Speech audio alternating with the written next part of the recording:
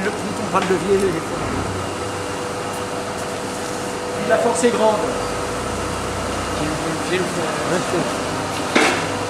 fait, tu penses qu'on n'arrivera pas à faire un vent lui-même Bah, pour toutes les choses, si. Et toi, pour toutes les choses là, que je viens de t'expliquer, par exemple l'adjonction d'azote à un moment donné,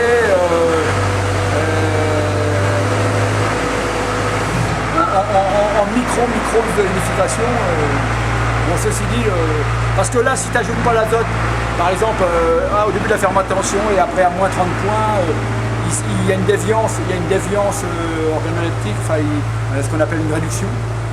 La levure manquant de l'azote va aller chercher de l'azote et va faire des transformations post-toi. Ça peut sentir mauvais. Ah d'accord. Ça peut sentir mauvais. Et ça va pas nous faire du bon vin. Alors tu vas faire du vin parce que de toute façon il va y avoir transformation. Oui, bien sûr. Le sucre va être transformé en alcool, ça va être du vin. Je veux voir le produit final.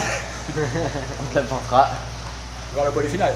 Bon, ceci dit, ça ne sera pas impropre à la consommation. Il n'y a pas de... Enfin, théoriquement, c'est pas fait pour boire. Voilà, tout à fait. Parce que 10 grammes, t'as qu'à voir, 10 grammes hecto, on ajoute 10 grammes hecto, 10 grammes pour 100 litres. Ouais. 10 grammes pour 100 litres. Donc pour 1 litre, ça fait 0,1 gramme. Il faut les mesurer. 1/10 de gramme par litre. Voilà. 1/10 de gramme. Ça serait des choses plus importantes. Le gramme, tu peux déjà. Encore, le gramme, c'est dur à. Il faut avoir des instruments de précision. Mais 0,1 gramme, 1/10 de gramme par litre. Pointu, hein. Ouais. Pointu. Hein. Ouais, d'accord. La balance qui est capable de peser 1/10 de gramme, Au lycée, quoi. On est au lycée. 1/10 de gramme. Ouais. Ah ouais, elles sont au centième de gramme. C'est pour faire les expériences. Ouais. Quand on pèse des produits chimiques. Ouais. Bon, je crois que tu nous as tout raconté. De toute façon, vous serez amené à poser d'autres questions. Oui, puis on repassera. Ah, voilà, exactement. En tout cas, merci beaucoup. Ouais, merci. Ouais.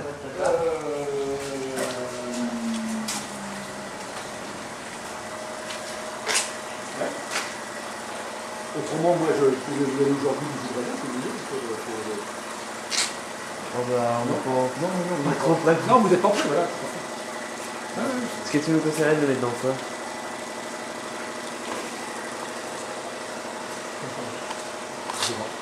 Faudrait, le mieux, ça serait de trouver un récipient en verre. À l'abri de la lumière? En verre, Ah oui. À l'abri de la lumière? Oui, c'est mieux à l'abri de la lumière. Ah oui. Dans une cave, ouais. Hein? Dans une cave. Oui, un endroit fermé dans le noir. 20 degrés? Oui, voilà, 20 degrés, tout à fait. Bon, Enfin, si le local n'est pas 20 degrés, c'est pas grave. De toute façon, la fermentation, dans un petit volume moins, la fermentation génère de la chaleur. Là, c'est la transformation du sucre. La réaction chimique, c'est du sucre en alcool, plus gaz carbonique, plus chaleur. Donc, dans un grand volume,